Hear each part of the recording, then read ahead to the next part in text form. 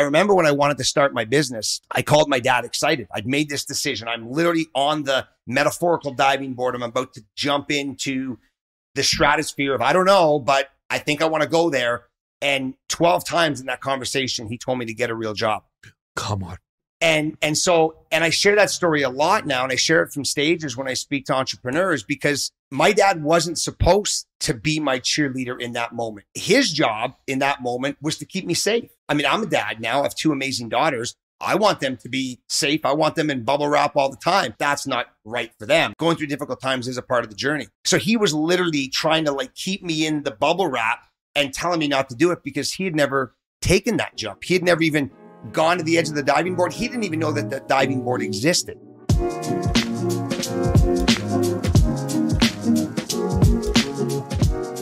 Welcome. It's David Chinelli here. This is DC Talks Podcast. We got a special guest with us today for episode 58, Owen. So I keep screwing that up. I don't know why. It's the number 58, man. I'm trying to think of what was 58. What number? I'm trying to find something that correlates with some like extravagant, meaningful thing, but I can't come up with any hockey players number 58. I'm thinking David Shantz was a goalie. He played for Mississauga Ice Dogs back in the day. He was 58, but I can't think of any of their 58s. Yeah. Well, before wasn't Michael Bunting 58? I think. Oh God, I don't remember. I don't remember. Yeah, maybe. Yeah. So with me today for episode 58 is Dan Blackburn. Thanks, Dan, for coming. Yeah, my pleasure. Totally stoked to be here. Yeah. So for those who don't know who Dan, you got to follow him on Instagram. First of all, we're going to tag you on these clips as well. So you're the founder of NTC. You're an author. You're a coach. You're a motivator. I actually love your motivational stuff. Oh, thanks, I love it. Well, one day we walked. Was it in COVID? We were walking and we saw each other in Sherway. I think it was at Yorkdale or something. It was Sherway. Was that Sherway? Yeah, the new part. And we just saw each other. It was like, we hadn't met each other in person. It was we like instantly knew each other. We're like gravitated.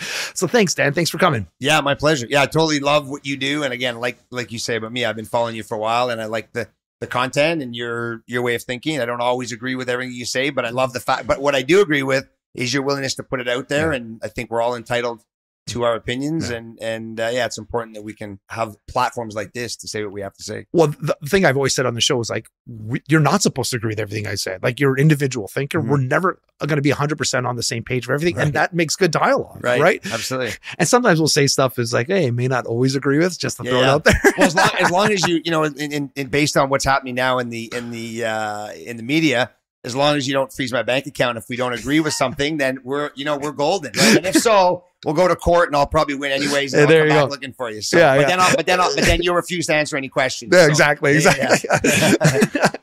That's awesome. So, talk a little bit about NTC. What is NTC? What is it? And how did you get started? Yeah, so NTC Hockey, I founded it in 1998. A little bit of background on me is, so growing up, I had 2 amazing parents. Mom, super present, engaged, like there 24/7, primary residence, primary parent. My dad struggled with alcoholism. For a long time, I held that against him. Now as I matured, I realized that, it's addiction is a disease. I believe that, like cancer, it affects people in a way that controls and really, dictates the direction of their life. And so I had a dad who really struggled. But through that, I had this oscillation of, well, I really want to do this, but I don't know if I can. And so my confidence was down. And I really questioned if I had the tools and resources within me to do what my gut and my brain was telling me I could possibly do. So I'm here living in Toronto. But you grow up in Toronto. I grew up in Montreal. That's right. Montreal. Yeah. Go Habs, go. Yeah. For any of those Hab fans, you know who you are. And so I started coaching minor hockey, because I love the game. I played the game for a long time, and I just wanted to be a young voice. But what I realized early on was that the one thing I was bringing to the table is I was going to be a stand for the players the way that my dad hadn't been for me. And so if that meant a 5:00 a.m. practice, if that meant, 9 at night, if that meant going away on a weekend for a tournament and not doing what I, want to do with my friends as a 20-something-year-old, then I was signed up. I'm all in. And so during that journey, I started to recognize opportunities in the business spectrum, and I saw gaps. And I thought, maybe training hockey players. I was bodybuilding at the time. I loved being in the gym. And I thought, let me try this. But then here's the dilemma. Nobody was doing it.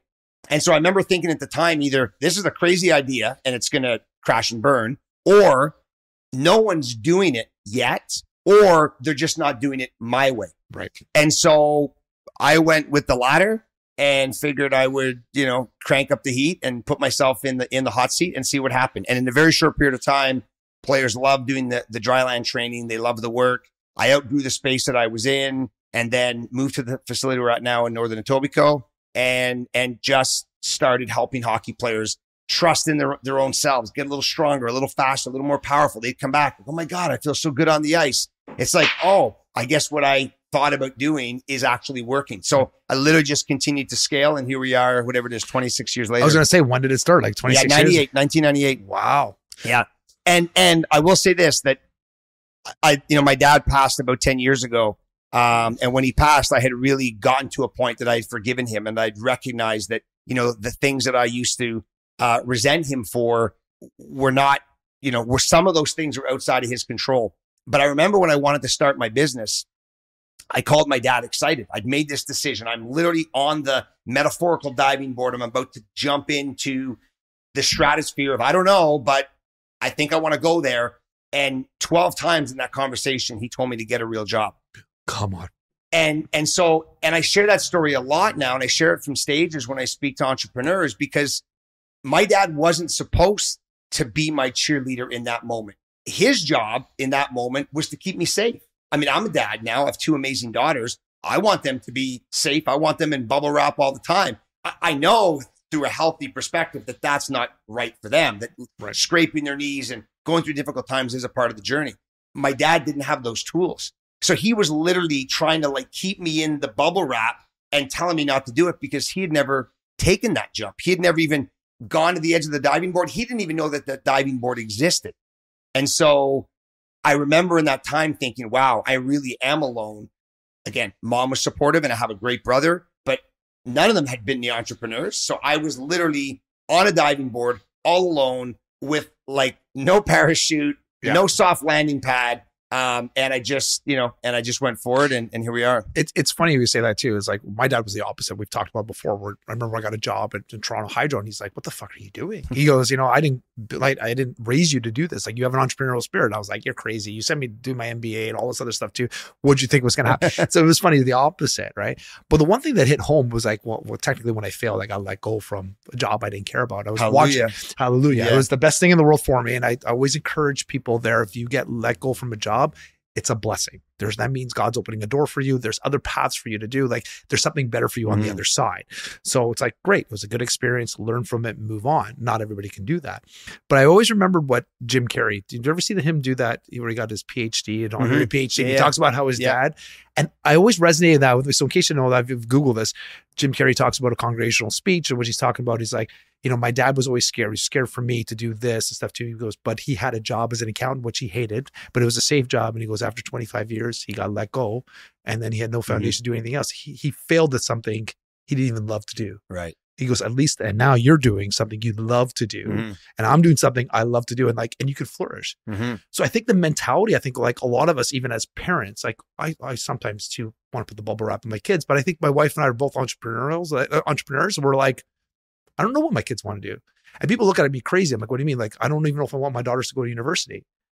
I'm like, well, you have 2 degrees. So why don't your kids want to go to university? I'm like, are my degrees helping me now? Somewhat, yeah. But if they want to do something else than what you're passionate about, again, if they're making paper airplanes for a living, that's a different that's a different story. But I love that, the fact that you actually had that position too, where they're saying you shouldn't do this and you did it anyway and you're flourishing. Yeah, it's funny.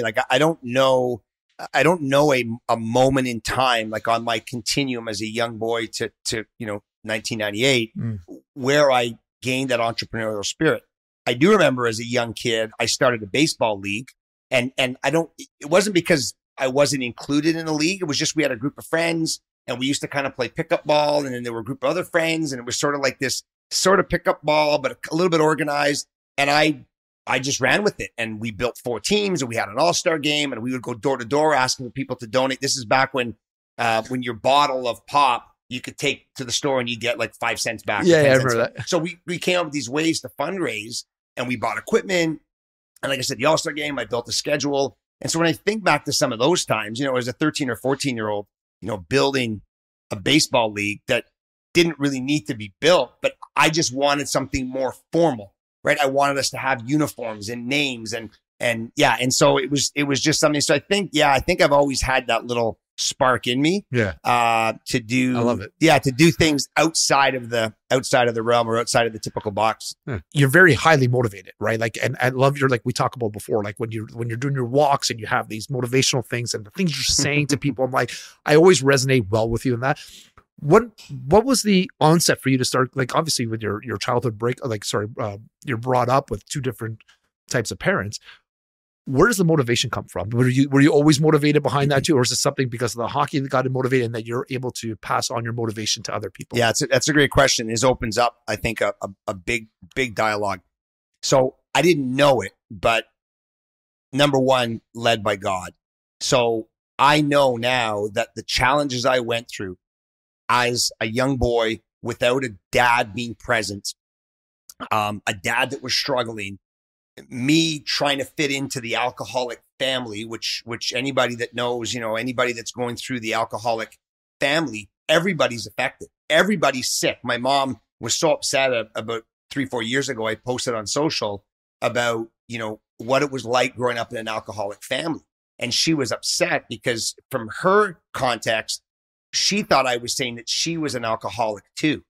And what I've learned is like the alcoholic affects everything. It's like throwing a big ass stone into a calm pool of water. The ripple effects, they go to the edge of the pool. And so I happened to be at the edge of the pool as we all were as family members.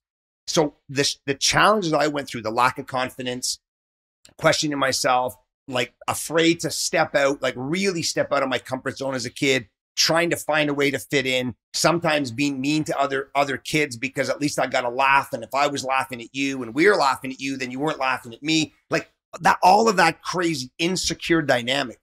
That's what I grew up through. And so when I came old enough to start like grab myself by the scruff of the neck, when I was 27, I made a decision that I was going to make this shift. And I started a program for me. And so this is the neat. So Tony Robbins, I listened to him. I bought all the tapes and they were good, but they didn't hit the button. They didn't hit that nerve that I needed to be touching. So I built my own program called the Pillars of Greatness. And so to me, it's God led. Is like, I know all of the experiences I had, the pain, the anguish, the difficulty, the joys, the celebrations, the failures, all of that was tuning me in to what I needed to do to serve the world. And I couldn't serve without the empathy and the experience of what I went through.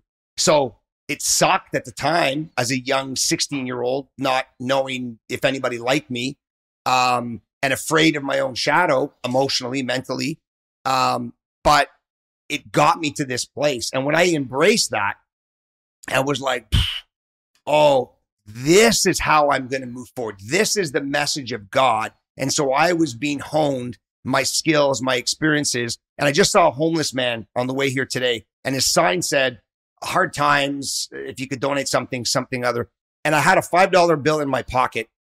And I don't carry a lot of cash on me. And this $5 bill was getting twisted on my money clip in the last 2 weeks. And I'm like, I should just leave this at home. And I saw him and I'm like, this is for him. So I gave him the $5. And what I saw on the hard, which totally resonates to me and back to the story, is the hard times were given to me because I was strong enough to handle them. And if I didn't have the strength, I wouldn't have been able to come through it. And God knew that. And so I was this custodian of his message, but I could only graduate, talk about school. I could only graduate once I came through that pain.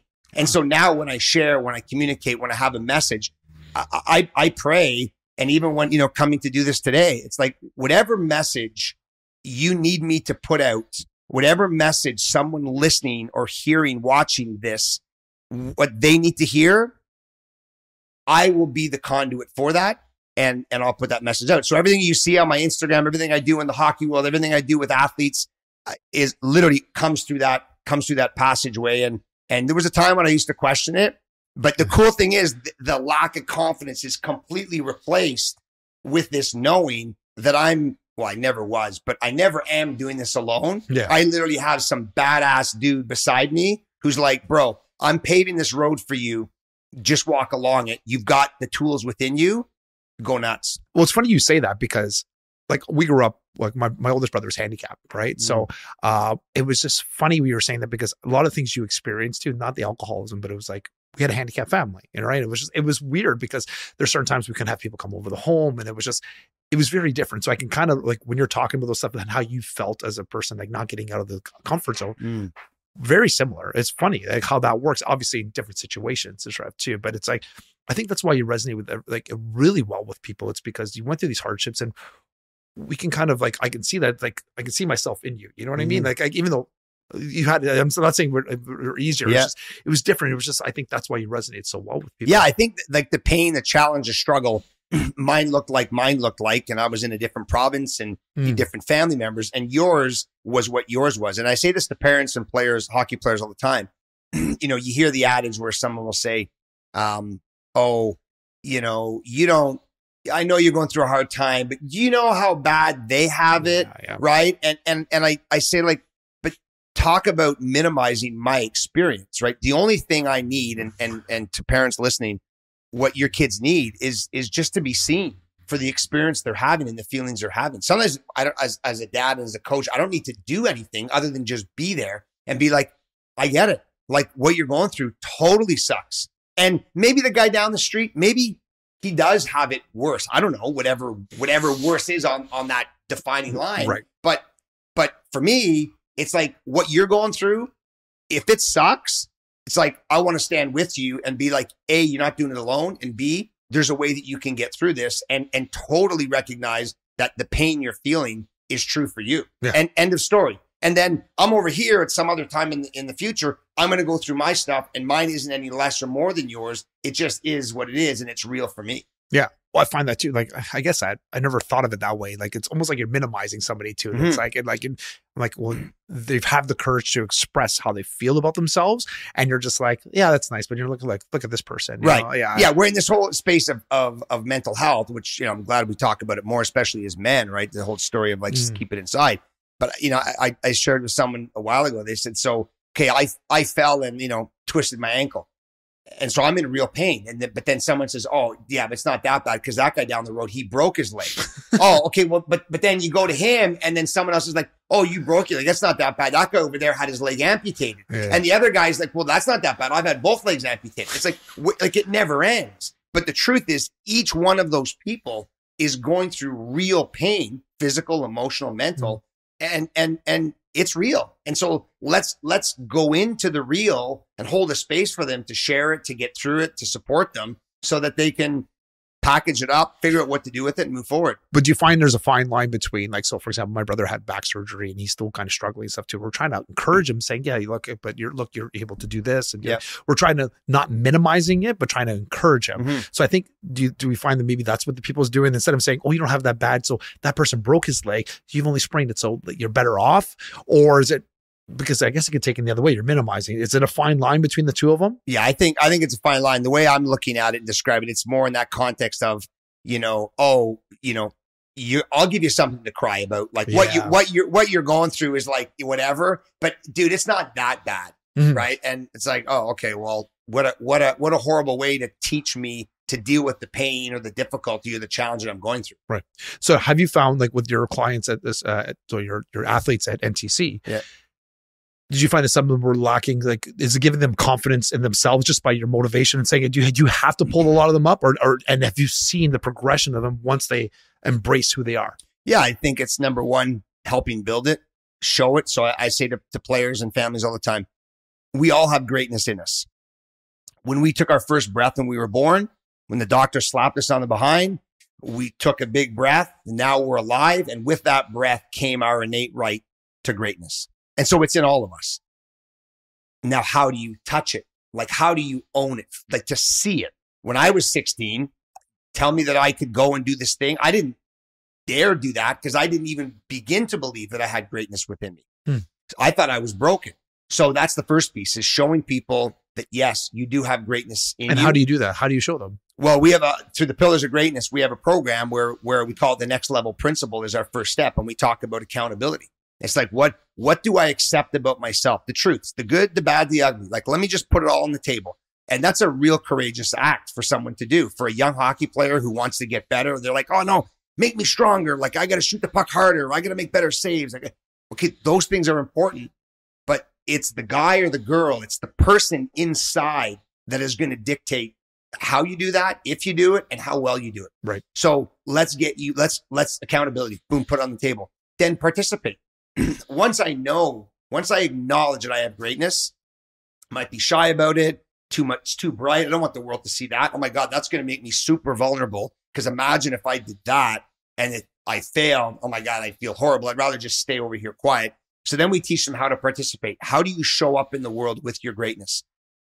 PK Subban is a great example. When I started working with him when he was 8 years old, he was as flamboyant then as you see him now. And that's his gift. See, he was courageous to walk. At the same time, I was training John Tavares. Totally different person. John is super confident in himself. He was always the youngest kid in the group, but different demeanor than PK. PK used to, at our facility at Westwood Arena, we've had a few iterations at Westwood, but we were at the time, we were in the main lobby, glass windows. Oh, I remember that. Yeah. 12, 13 feet high ceilings and, 65 feet across. And for contrast, I had some parents ask us if we could install blinds because their little Johnny or Joni felt a little intimidated when they were working out and people were watching them. PK, on the other hand, would turn his bike around, and Monday night was the busiest night at Westwood Arena. It was the home night for the AAA Young Nats, and the opposing teams. The lobby was swarming with people. And PK would turn his bike around so he was facing out to the crowd, and he would ride that bike. He would ride it harder and longer than any other time than if the lobby was empty. Mm-hmm. And so for him, the community, the group, the spotlight, that fueled him. Yeah. And so helping players see what the greatness is, and then how do you walk out in the world with that greatness? Not just at the rink, but how do you walk out in the world with it? And then lastly, how are you going to use, and so sometimes players they're not really sure. So then we move them to contribution. How does your contribution with your greatness support, change, grow, evolve the environments that you're in, your family, your closest friends, your hockey team, your classroom, wherever you spend time? How would my greatness, if I truly showed up with this package of greatness and I put it out on the table and I let everybody else dig in and have a piece with it and nourish them, how would it change and grow that community? And so when players start to see that, and as hockey players, we're hardwired, the old story, like I play for the name on the front of the jersey, not the name on the back. I think it's both. I have to have so much faith in my greatness in Blackburn in order to be able to bring all of me to Team X, Team Y, whatever it happens to be.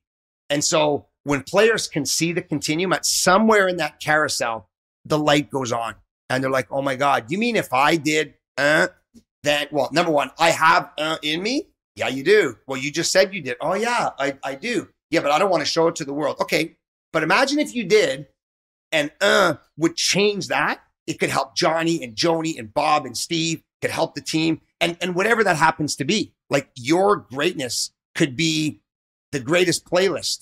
You could put together the greatest environment behind the scenes that helps that team flourish. We all have a part. We don't always have to be the game-winning goal scorer or the goalie making the save in triple overtime that guarantees the win at the other end of the building. So what is the gift? What is the greatness? Are you walking it with it in the world? And how is that gift going to change? And so once we show players that, now they can start to use that as a tool to call that layer one. And then now once they're in the habit of touching and owning and sharing the greatness, it just becomes a continuum. And every successful hockey player that we work with, PK Subban, the last time he was in training was just the summer before COVID, so 2019. And he said, Dan, my most powerful asset is my self-belief. And every player that I've helped achieve, their self-belief is their number one asset. And that's all rooted in their greatness. If I can't believe that I'm great and I can't bring that to the world and I can't let everybody feast on it, there's no way I'm going to believe in myself. That's amazing. Yeah. And you have that, like, I know you're an author. Is that something you put in your books or like?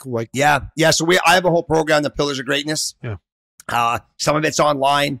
I do a lot in person. There's a whole playbook. We call it the manual. We have players do morning game sheets every day. It's a ritual. It's a process to just continue to stay clear on the greatness and the focus on where do I want to take this greatness, right? A lot of times people end up taking their greatness to the wrong place. Right. And so when we do this, and here's the cool thing, every player will tell you, and this is probably true for business, is that when we're scaling, when we're growing, we want to get to the next level.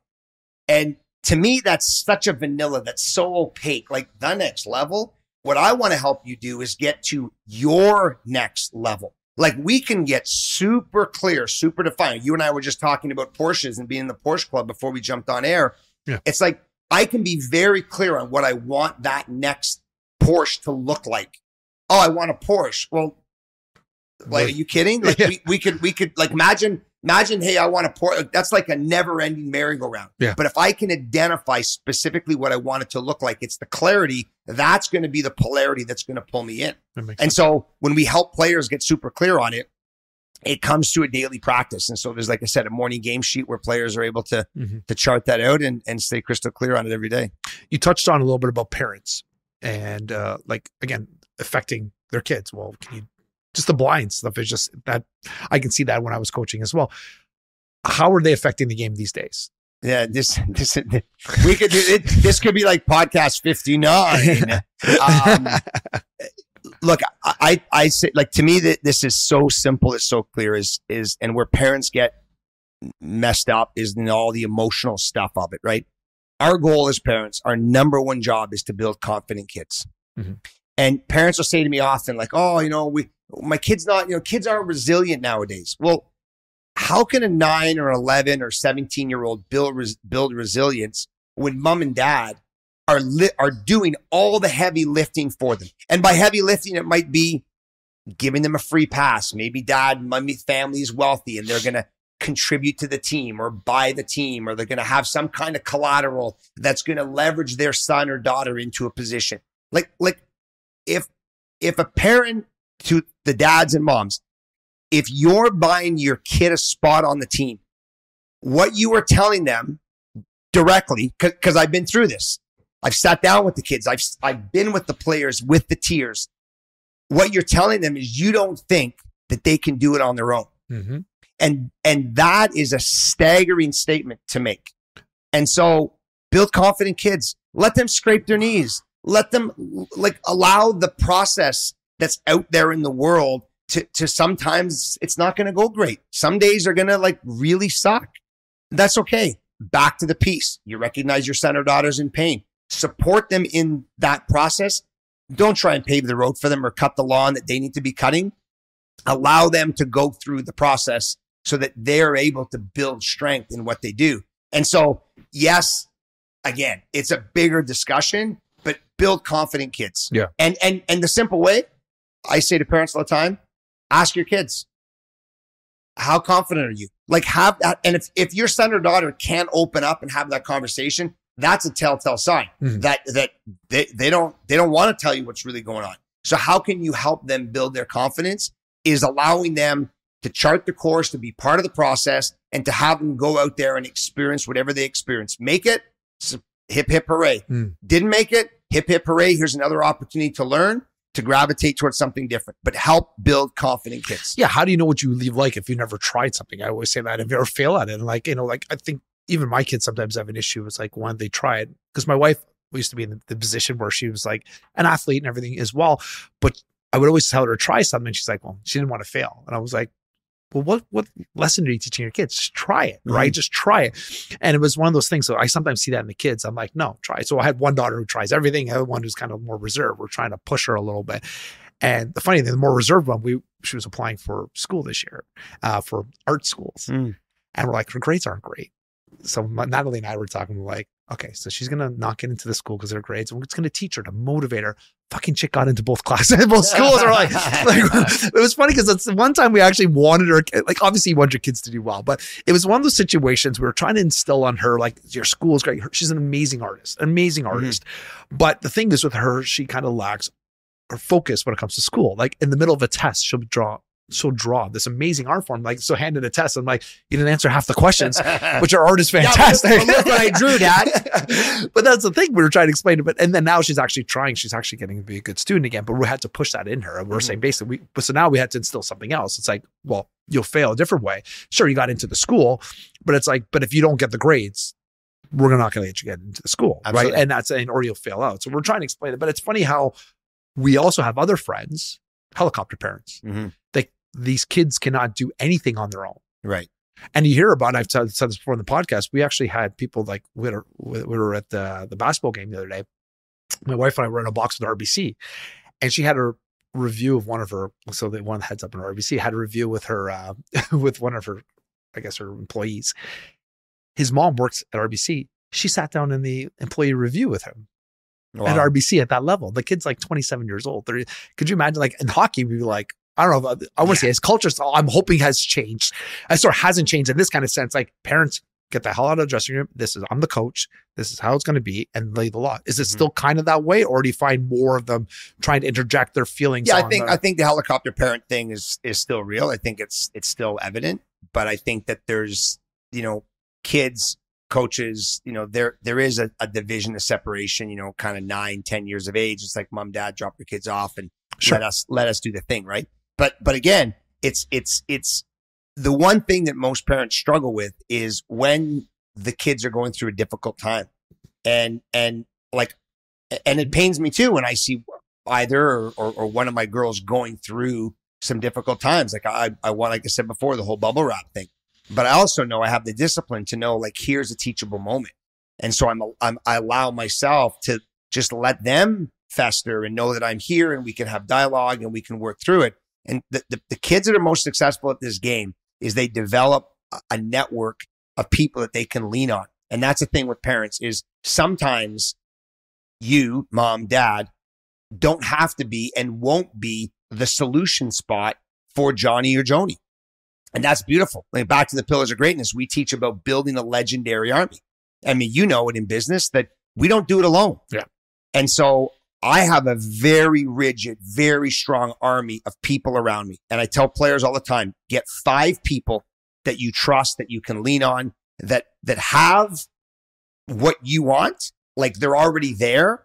They know how they got there. And the key thing is they're willing to be your guide to teach you. And, and so oftentimes I'll say, well, what do you mean by that? Well, if I want to learn money and wealth advice, don't go to the guy or girl that won a $10 million lottery. Cause I mean, hooray for them, but that's not a teachable thing. Did you watch my video last week? Exactly. I said this in my, like, as I do, like, that's my Chinelli chats. And it was one of those things. I'm like, don't just go up to somebody and ask them for a job. If you like what they've done before, sit down and talk to them. Like, how did you get to this position? Sure. You can obviously ask for a job and sit there and learn from them. Right. But it's not just like, oh, you're doing so well. Can I get a job? Can I just eat off the crumbs off your floor? I'm like, no, learn from the person if you want to be there. It's sometimes not even getting a job, working for there for free and seeing how they do things. 100%. It's worth even more than just getting a paycheck. 100%. So it's exactly what I talked about. And again, it's not at a point of, it's always good to looking up to somebody, but it's like not envying them, but in the kind of sense, like, don't be bitter. I've seen people bitter come up like, oh, you got this, you got that. I'm like, well, you can have it too. Right. Just ask me how I did it and I can help you. Right. I don't know how many successful people I've talked to that I've went up to and asked for help and they said, go fuck yourself. Mm-hmm. Like most entrepreneurs love helping other entrepreneurs. Yeah. But here's the thing. I would rather have someone tell me straight out to go fuck myself and they don't want to support me. Like I'd rather, because if I'm getting into a vessel and I'm leaving the port of Toronto and I can have 5 people in there that are going to help navigate to the destination that I'm aspiring to get to. I want to know before we leave that they don't want to be in that boat. Absolutely. So I admire the person that's like, F no, you're not, I don't want to, that's awesome. I'm so happy that you told me that. That means I'm going to move to the next guy or the next girl and I'm going to have 5 people in my boat. And so when I tell parents, if your son or daughter picks 5 people, one of them may not be you. Like I don't want to be the solution source for everything in my daughter's life, because if I am, she's in trouble, because there's a lot of things I do really, really well. And there's a lot of things that I don't know what the fuck I'm doing yet. And I may never know what I'm doing in that department because I may not be interested in that department.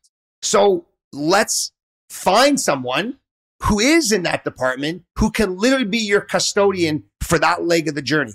And so when I talk about building confident kids, it's let's help your kid build this army. And even if they're 9 or 10 or 11, it can be a very sort of olive branch, sort of distant, someone you might even reach out to once a year, but they're just there for you. You know that they have your son or daughter's best interest at hand, because there will be times when, you know, from being a dad, there's times when my girls don't want to listen to me, right? A lot of times. It's like the volume's off, which is fine. I did, and I do the same thing now with my parents, with my mom. Doesn't mean I don't have the love and admiration. I just need something different. And so build confident kids, support, have the dialogue, and find those 5 people. Build that legendary army. I'm telling you, it is literally the magnet to the next level or the next layer that you want your son or daughter to get to. Obviously, this is a great show. I'm enthused. We could do another 15 of these, I think. So we do have to wrap up. So if there's one thing that you want to leave the listeners or the viewers today, you want them to remember this podcast for, and want to remember, what would be a piece of advice or thing you would tell them to do for them just to take that one last piece of tidbit home with them? Yeah, I mean, I think building confidence, is super important. We talk a lot about the mental health space, and as parents, we struggle when we see our kids in pain. And I'll share it this way. And this kind of ties back to what I said before about having your greatness. When I coached Jeff Skinner, who's now in Buffalo, a $12 million a year guy, won a Calder, won the Rookie of the Year in his first year in Carolina.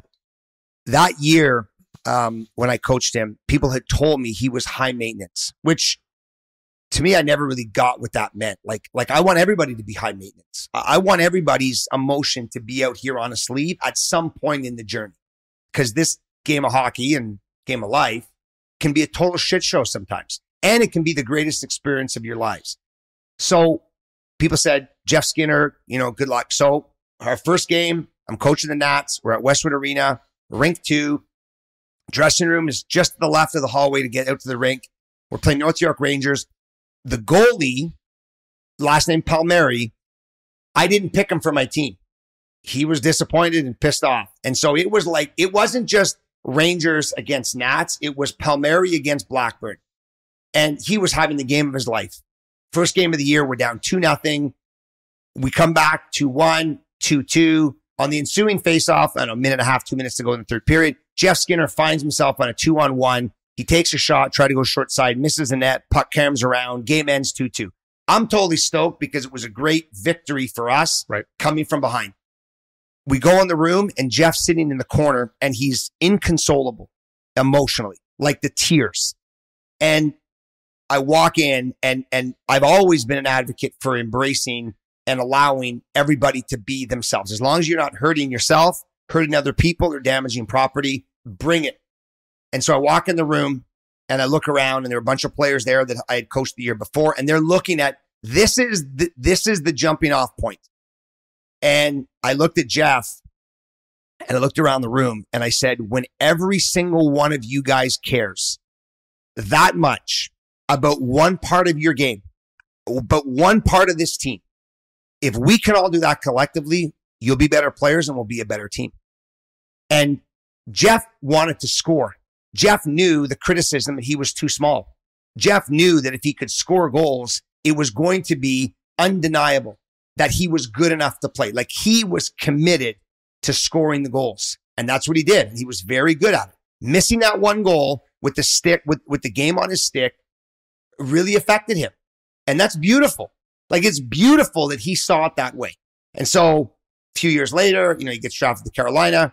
And so all the players in that room, the message I left with them, the message I leave here with your viewers and listeners is, find the courage to bring your emotion out on your sleeve. And we all do it differently. For Jeff, it was tears. For someone else, it might be sitting in silence and pondering and working out a little harder. Like, whatever it is for you, be courageous enough to bring that emotion to the surface and let that percolate. Let it simmer. Let it present itself for you and to the world around you.